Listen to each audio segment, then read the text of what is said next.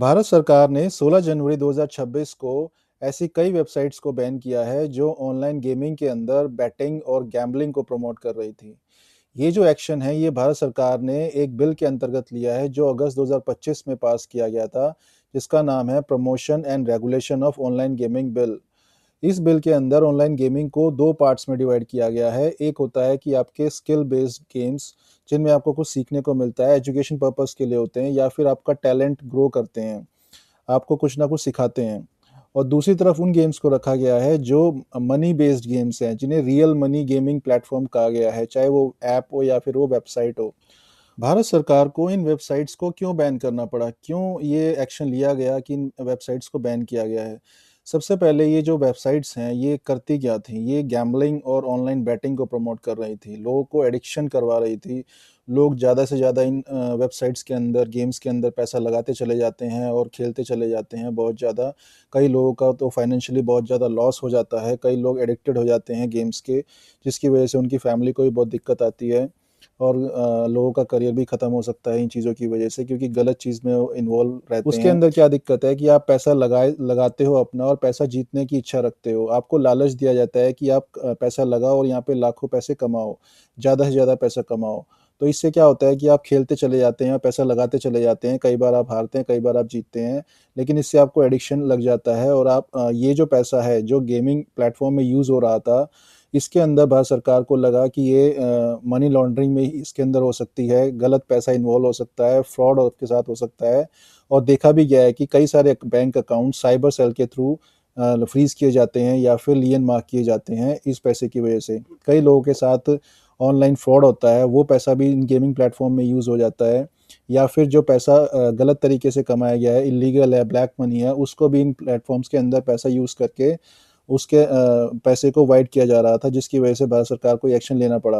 भारत सरकार ने 242 वेबसाइट्स को बैन किया है 16 जनवरी 2026 को, इसी बिल्स के अंतर्गत।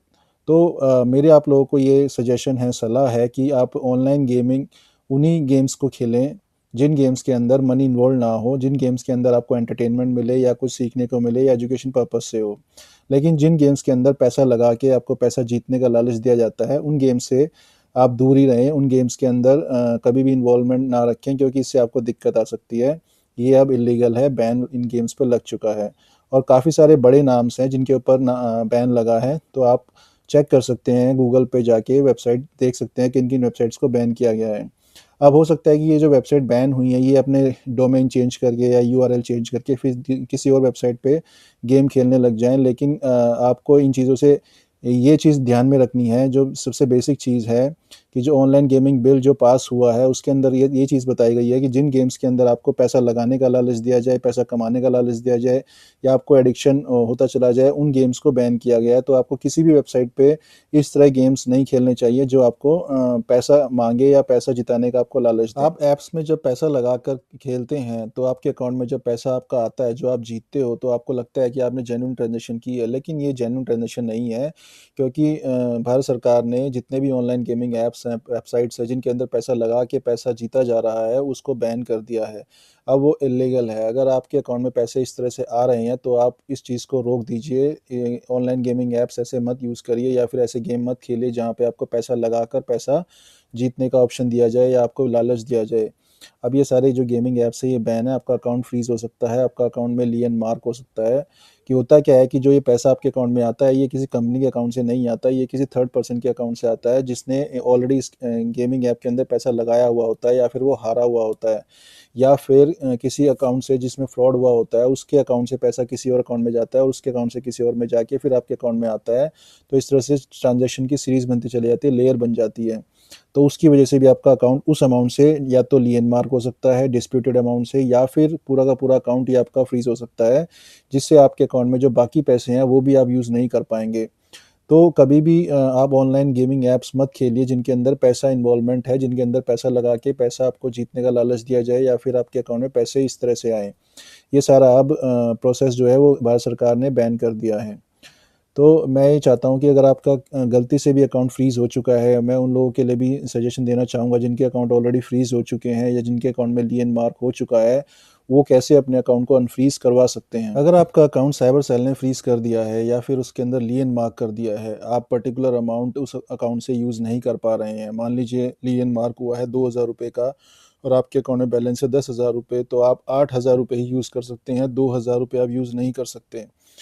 तो आपको क्या करना चाहिए? आपको सबसे पहले अपने बैंक में कॉन्टैक्ट करना चाहिए। आपको बैंक से एक एप्लीकेशन देनी चाहिए, जिसमें आपको डिटेल माँगनी चाहिए कि किस साइबर सेल ने मेरा अकाउंट लियन मार्क किया है या फिर फ्रीज़ किया है।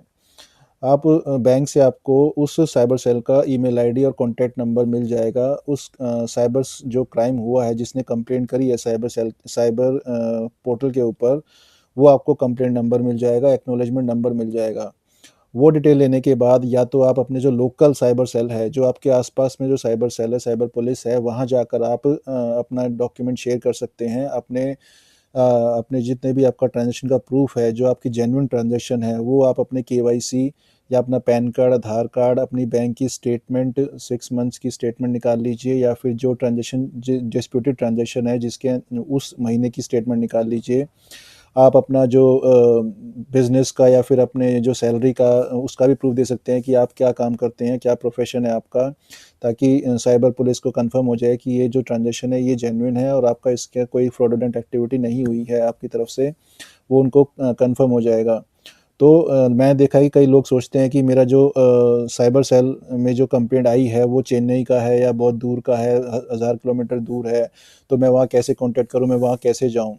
तो वहाँ जाने की ज़रूरत आपको बिल्कुल भी नहीं है। आपको क्या करना है कि आपका जो नियरेस्ट साइबर सेल है, साइबर पुलिस है, अपने डॉक्यूमेंट सारे वहाँ सबमिट कर सकते हैं या फिर आप उस साइबर सेल की ईमेल आईडी लेके वहाँ पर भी डॉक्यूमेंट सबमिट कर सकते हैं।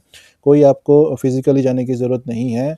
आपको रिटर्न में ही सारे डॉक्यूमेंट उनसे माँगने हैं, रिटर्न में ही अपना एनओसी के लिए अप्लाई करना है, अपने डॉक्यूमेंट सारे सबमिट कर देने हैं। आपने ईमेल आईडी पर ही कॉन्टैक्ट कर लीजिए, उसी से आपका काम हो जाएगा। अगर आपको जाना भी पड़े तो अपना लोकल जो आपका साइबर सेल है, साइबर पुलिस है, आप वहाँ जा सकते हैं। तो इससे आपका जो अकाउंट है वो अनफ्रीज़ हो जाएगा। दूसरा तरीका ये है कि आप कोर्ट में जा सकते हैं अगर आपका पूरा का पूरा अकाउंट फ्रीज़ हो चुका है, बहुत ज़्यादा पैसे आपके अकाउंट के अंदर हैं, जिसकी वजह से आपको बहुत दिक्कत आ रही है, फाइनेंशियली बहुत प्रॉब्लम आ रही है।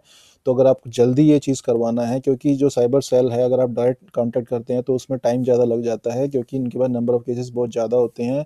उनके पास बहुत ज़्यादा काम होता है, इस वजह से वो ज़्यादा टाइम लग जाता है, इन्वेस्टिगेशन भी लंबी चलती है, बहुत लंबे-लंबे केसेज़ चलते रहते हैं, जिसकी वजह से साइबर सेल आपको इतनी जल्दी एनओसी नहीं दे पाते। लेकिन अगर आप कोर्ट से मूव करते हैं, अगर आपका ज़्यादा पैसा इन्वॉल्व है, तभी आप कोर्ट में मूव करिए। देखो, साइबर सेल से अगर आपको अपना अकाउंट अनफ्रीज़ करवाना है, तो इसका सिर्फ़ यही तरीका है कि आपको साइबर सेल से एनओसी लेनी होगी। वो एनओसी या तो आप खुद लें, कॉन्टैक्ट करके लें, फिज़िकल जाके लें या फिर ईमेल पे कॉन्टैक्ट करके लें या फिर आप कोर्ट के थ्रू कोर्ट ऑर्डर लेके एनओसी ले सकते हैं।